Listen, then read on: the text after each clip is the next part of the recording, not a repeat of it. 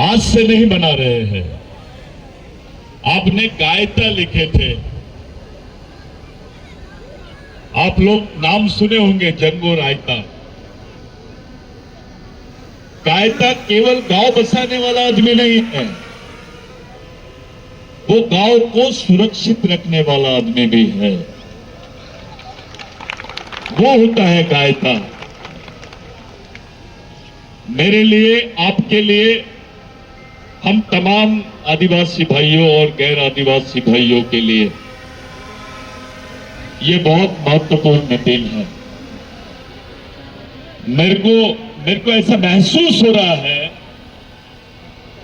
कि मैं समाज की अदालत में बात कर रहा हूं, मैं समाज के बीच में बात कर रहा हूं। ये हमारे समाज की जन अदालत है। आप लोग ताली मत बजाओ। ये हमारी जन अदालत है, हमारी सामाजिक पंचायत है। हमारे सामने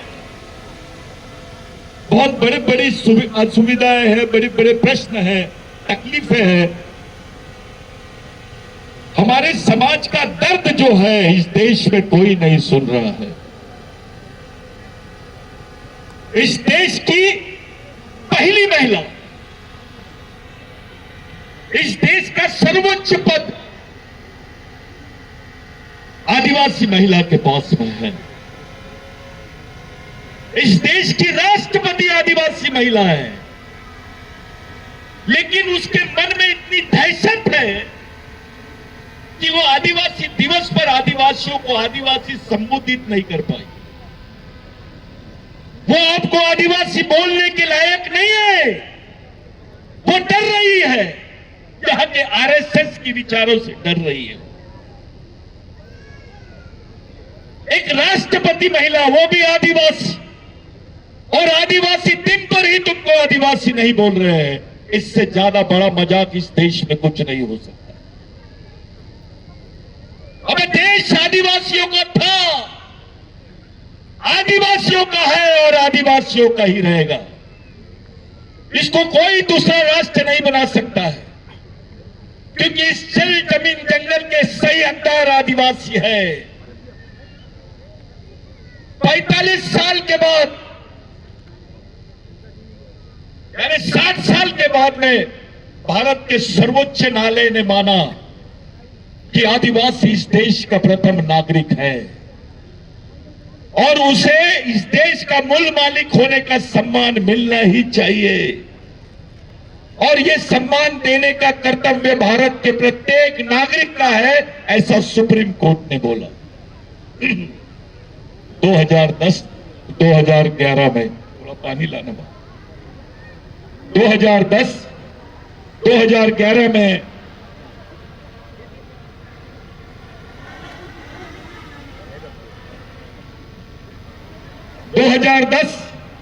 2011 में सुप्रीम कोर्ट ने माना कि आदिवासी देश का पहला मालिक है। इस देश की विडंबना देखो। हाई कोर्ट ने बोला कि भगवान राम यहां पैदा हुए तो सब लोगों ने मान लिए। देश में भगवान राम का मंदिर बन गया। खुशी हुई कि भैया हाई कोर्ट ने बोला, सुप्रीम कोर्ट ने बोला और देश में भगवान राम का मंदिर मान लिए और बन भी गया। अबे लेकिन सुप्रीम कोर्ट ने बोला है कि आदिवासियों को यह मान्यता मिलनी चाहिए। बावजूद इसके इस देश के माध्यम से संयुक्त राष्ट्र संघ में यह बयान जाता है कि भारत में आदिवासी नहीं रहते हैं। ये बोलने वाले कौन है आपको पहचानना पड़ेगा। ये बात आपको जानना ही पड़ेगी कि संयुक्त राष्ट्र संघ में बयान जाता है कि आदिवासी भारत में नहीं रहते हैं। इसका दूसरा मतलब यह है कि आदिवासी भारत के नागरिक नहीं है। ये मजाक है आदिवासियों के साथ में। ये कौन लोग हैं ये जो बोल रहे हैं कि भारत में आदिवासी नहीं है? इनका संविधान पे भरोसा नहीं है, इनका सर्वोच्च न्यायालय पे भरोसा नहीं है। और आपके समाज के गांडू नेता, आदिवासी समाज के नपुंसक नेता जो खामोशी से इस बात को बर्दाश्त कर रहे हैं, क्योंकि उनको यह मालूम नहीं कि उनके भी बाल बच्चों का सवाल है। It is a question of identity, it's a question of existence, it is a question of land rights over the land, forest and water. जल जमीन जंगल पर अधिकार का मसला है। 5वीं अनुसूची को मजाक बना दिया इन्होंने।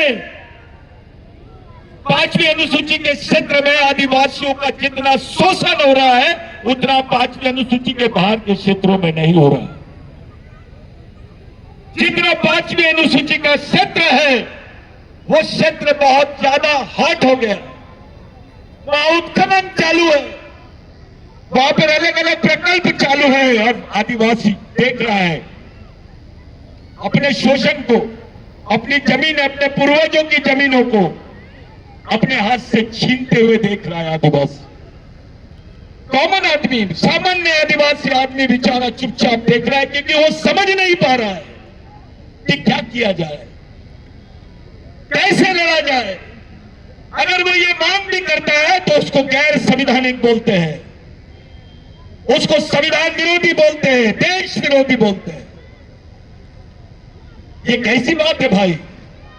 कोई अपने अधिकारों के बारे में, अपने हक के बारे में नहीं बात करना चाहिए? ऐसा तुम तय करने वाले होते कौन है? ये देश के संविधान का अनादर है। ये खुला ऐलान है कि हम संविधान को नहीं मानेंगे।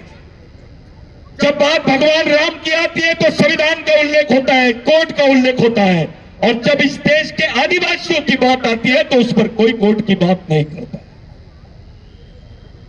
साथियों, मैं खुले मन से बात कर रहा हूं ये कि इस देश में भगवान पैदा नहीं हुआ था तब से आदिवासी रहते हैं। इस देश में भगवान से पहले रहने वाले आदमी का नाम है आदिवासी। ये एंथ्रोपोलॉजिकली प्रूफ है, ये मानव शास्त्रीय तरीके से प्रूफ है, ये सिद्ध हो गया है और सब जानते हैं कि इस देश का ओरिजिनल मालिक कौन है। सवाल इस बात का है कि आप लोगों के बीच में, समाज में हर 2 घर के बाद में एक सफेद कपड़े वाला नेता मिलता है। इस समाज में नेतागिरी का भूत छाया हुआ है। हर आदमी अपने आप को नेता समझ रहा है। अरे भाइयों, एक नेता बनाओगे तो 5 साल काम देगा, लेकिन एक कैडर, एक सामाजिक कार्यकर्ता बनाओगे तो पूरी जिंदगी भर समाज के लिए काम करेगा। इस मिशन में, इस मिशनरी काम के लिए आपको तैयार होना है। आपको किसी पार्टी के भरोसे अपने सामाजिक अधिकारों की लड़ाई नहीं लड़नी है। आपको दूसरों के भरोसे अपने सामाजिक अधिकारों की लड़ाई नहीं लड़नी है। आपको अपने पूर्वज, जिनके विचारों ने इस देश को खड़ा किया है, गुंडाधुर हो, तिरका मांझी हो, टंटा भील हो, राघोजी भांगरे हो, बाबूराव शर्मा के हो, या क्रांति सूर्य महामानव भगवान बिरसा मुंडा हो, ये लोगों के विचारों से हमारा समाज चलेगा। नेताओं के विचारों से समाज बच नहीं सकता है। अगर समाज बचेगा तो समाज के शहीदों के विचारों से ही बच सकता है। हमारे लोग समझ नहीं पा रहे हैं कि कैसे लड़ा जाए। आदिवासियों को संभलने का मौका नहीं दिया जा रहा है। आदिवासी बच्चा कंफ्यूज है, उसको आरक्षण नहीं समझ में आ रहा है, उसको स्वरक्षण समझ में नहीं आ रहा है, उसको अपने 5वीं 6वीं अनुसूची के अधिकार समझ में नहीं आ रहे। इस देश में एक अलग चित्र दिखाई दे रहा है साथियों। जब एक कविता पढ़ी गई उसमें बताया गया कि भैया सबकी चिंता है, आदिवासी की चिंता नहीं है। जंगल बचाओ, पर्यावरण बचाओ, ये वो लोग समझा रहे हैं जिनका कोई लेना देना नहीं है जंगल से। ये रामदेव बाबा समझाएगा क्या आदिवासी को? जो आदिवासी के पास से 30 रुपए में 5 किलो ये लेते हैं, आंवला लेते हैं और उसको मार्केट में 300 रुपए का बेचते हैं। एक बोतल 300, ये राष्ट्रीय संत हो सकते हैं? ये आदिवासियों को समझाएंगे। अबे आदिवासी आदमी अगर किसी चीज की दवाई देता है तो पैसे नहीं लेता, वो फ्री में दे देता है और बोलता है बेटा पैसे लूंगा तो तेरे को ये दवाई नहीं लगेगी। ये आदिवासी का कल्चर है। और ये हमारा ही आंवला हम ही को 300 रुपए में बेचते हैं। 3 रुपए का आंवला उसका जूस बना के मार्केट में बेच रहे। आदिवासियों को वन संपत्ति का लूट, यानी जल में जंगल में जो संपदा है उसकी खुली लूट, हमारे जमीन के अंदर जो वन संपदा है, जो खनिज है उसकी खुली लूट, जो पर्यावरण है उसकी खुली लूट, और उसमें से कार्यक्रम चलाते हैं जंगल बचाओ, पर्यावरण बचाओ, जंगली जानवर बचाओ। अबे ये तीनों को किसने बचाया है? इन तीनों को कोई बचाने वाला कौन है? आदिवासी है। लेकिन आदिवासी बचाओ नहीं बोलते आप। क्या बात है? आपको जंगल चलता है, पर्यावरण चलता है, शेर चलता है, सूअर चलता है, आदिवासी नहीं चलता। ऊपर से आप तो वनवासी बोल रहे हैं। ये वैचारिक षड्यंत्र है साथियों। पहले आदिवासियों को मूल निवासी, फिर आदिवासी, अभी वनवासी, 5 साल बाद स्वर्गवासी। ये कार्यक्रम है। आपकी पहचान को, आपके अस्तित्व को ये नकारा जा रहा है। हमारी आने वाली पीढ़ी जिंदा कैसे रहेगी? छत्तीसगढ़ के, मैं आपको स्पेशली पूरे समाज की पंचायत में बोल रहा हूं साथियों, मैं एक भी बात झूठ नहीं बोल रहा हूं। मैं अपने पूर्वजों की कसम खा के बोल रहा हूं कि जो मैं बोल रहा हूं वो समाज के सामने एक बयान नहीं, सच्चाई है। अपने लोग पूरे छत्तीसगढ़ में हर 3 घर के बाद में आदिवासी परिवार जो है मजदूर है। हर 3 परिवार के बाद में एक आदिवासी परिवार मजदूर है।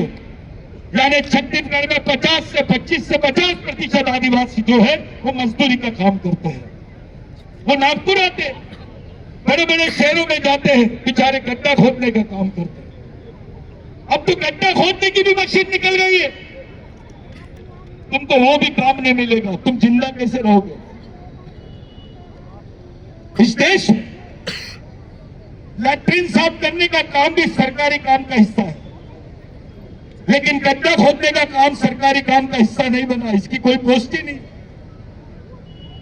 आपको वो काम भी नहीं मिलेगा। आपके बच्चे को आरक्षण खत्म, प्राइवेटाइजेशन हो रहा है।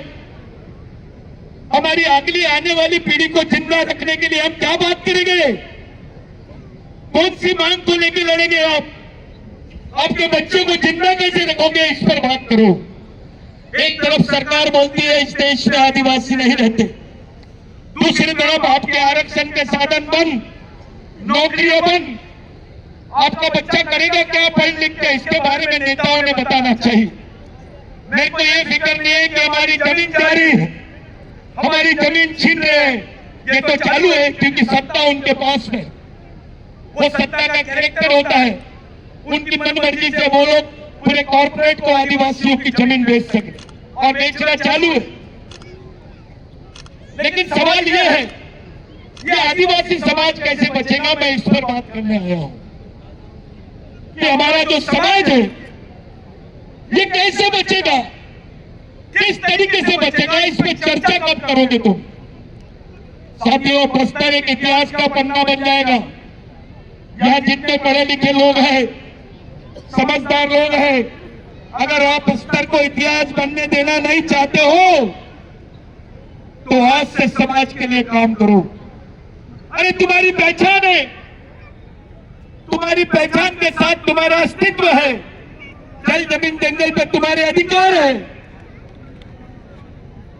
किसके भरोसे? कौन सा भगवान ने दिया? अगर बस्तर में गुंडाधुर का आंदोलन नहीं होता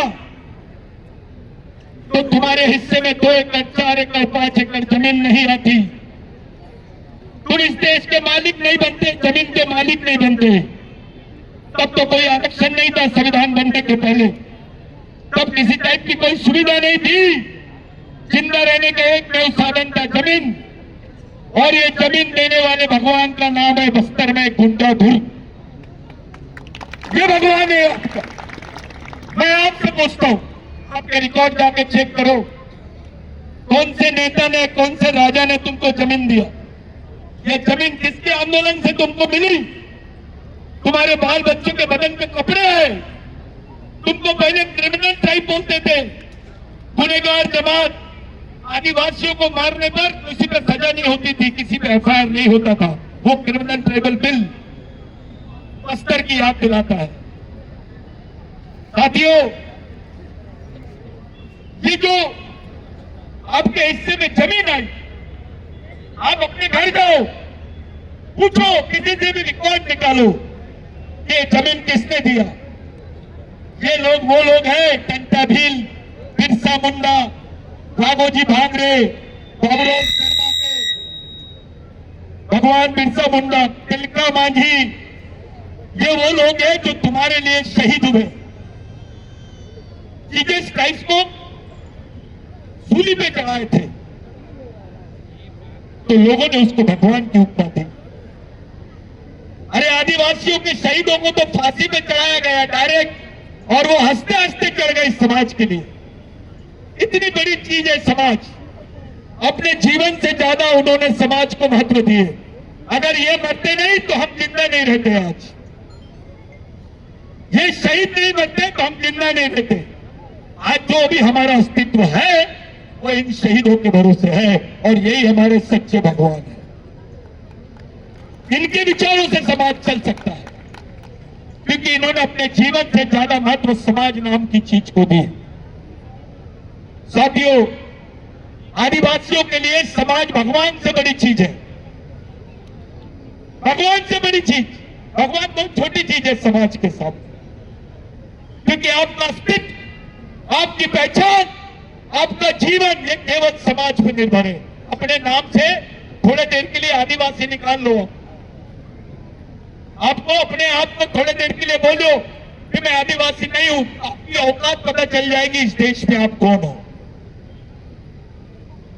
मोदी जी बोल सकते हैं मैं प्रधानमंत्री हूं, मैं इस देश का प्रधानमंत्री हूं, लेकिन हमारा भाई लंगोटी वाला, जिसके पेट में रोटी नहीं है, पहनने को कपड़े नहीं है, वो भट्टी लंगोटी वाला खड़ा होकर बोल सकता है मोदी जी जिस देश के आप प्रधानमंत्री हो उस देश का मैं मालिक हूं।